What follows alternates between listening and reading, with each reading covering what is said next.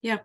You kind of touched upon the Great Barrington Declaration. We'll get to that in a bit. But just a question before that. With so many screw ups by governments around the world, who, in your opinion, got it right?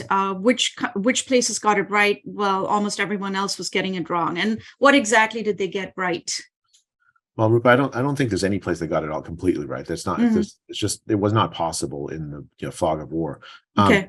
but I do think that some places were better than others. Like so, for instance, let's take Sweden because that's the probably the Yeah. most prominent example of sort of a Hmm. country that followed a very different policy. Hmm. I think in the early days of the pandemic, the Swedish Stockholm public health actually made huge errors. They sent COVID-infected patients back to their nursing homes, causing tremendous deaths in those locations.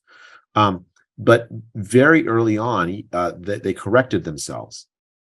Okay. Uh, Anders Tegnell, the head of Swedish public health, made a decision to follow the old pandemic plan, which is protection of the vulnerable.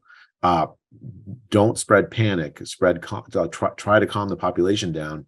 And that's what he did. So, like for instance, they didn't close schools because the kids were not at risk, and a data out of Iceland was suggesting that kids were not particularly efficient spreaders of this disease.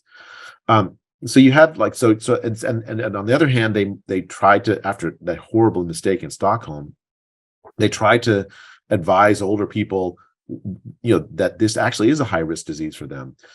They organized communities to provide support for older people living in the community so they could reduce the amount of exposures they had.